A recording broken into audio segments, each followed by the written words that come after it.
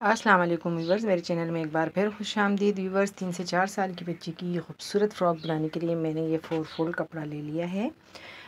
इसकी लेंथ और विड्थ मैं आपको बता देती हूँ। इसकी जो लेंथ है वो है 9 इंच और इसकी जो विड्थ है वो है 8 इंच। तो सबसे पहले हम शोल्डर 5 इंच पे रखेंगे। आर्म होल भी हमने 5 इंचज़ पर ही रखना है। तो इन लाइंस को मिला देंगे। चेस्ट हम लेंगे 7.5 इंचज़ पर और नीचे कमर का नाप हम रखेंगे 6.5 इंच पर। तो इन लाइंस को हम मिला देंगे।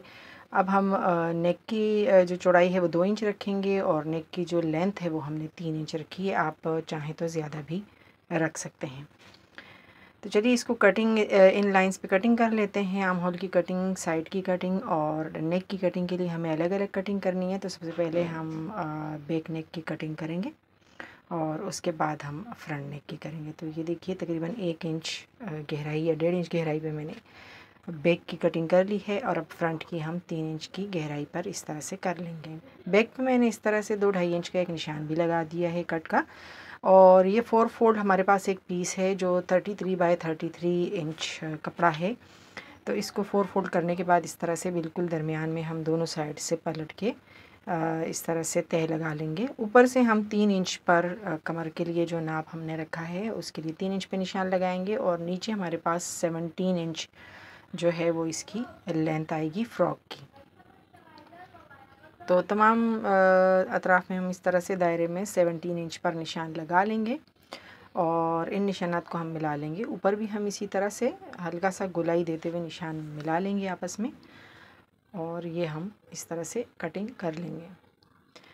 तो यहाँ पर भी हम 17 इंच पे जो हमने निशानात लगाए थे उस पर भी हम इस तरह से अपनी कटिंग कर लेते हैं और इसको खोलने के बाद इसकी शेप कुछ इस तरह से आएगी। तो ये देखिए हमारा घेर इस तरह से बनेगा।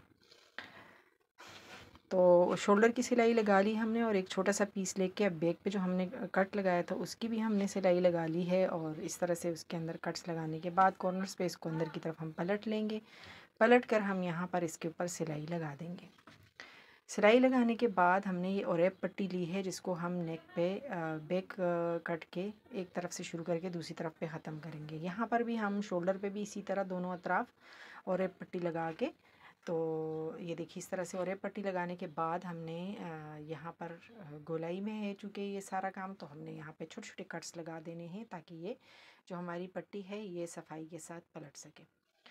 तो नेक पर सारी कटिंग्स लगाने के बाद हमने जो शोल्डर पे हमने लगाया है और ये पट्टी सिलाई की है वहाँ पर भी हम इसी तरह से अपने कट्स लगा देंगे छोटे छोटे से।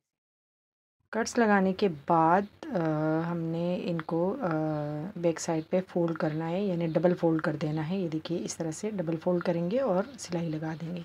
शोल्डर पे भी और नेक पे भी सिलाई लग चुकी है। अब हम साइड की सिलाई लगा लेंगे। ये देखिए साइड की सिलाई लगाने के बाद आपने घेर को इस तरह से नीचे की तरफ रखना है और घेर का एक हिस्सा उठा के इस तरफ से पलट देंगे और अंदर से इस तरह से ऊपर वाले हिस्से को निकाल के हमने यहाँ पर पिन अप कर देना है।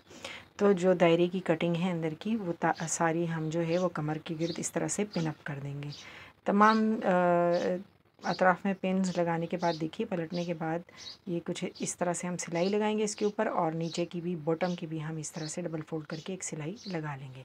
तो ये हमारी जो फ़्रॉक है उसकी फ़ाइनल लुक है। फ़्रॉक रेडी हो चुकी है और आप चाहें तो इसमें स्लीव्स भी अटैच कर सकते हैं और चाहें तो बो बनाकर वो भी आगे यहाँ पर आप अटैच कर सकते हैं, लगा सकते हैं। वीडियो अच्छी लगी हो तो लाइक और सब्सक्राइब कर दीजिएगा। थैंक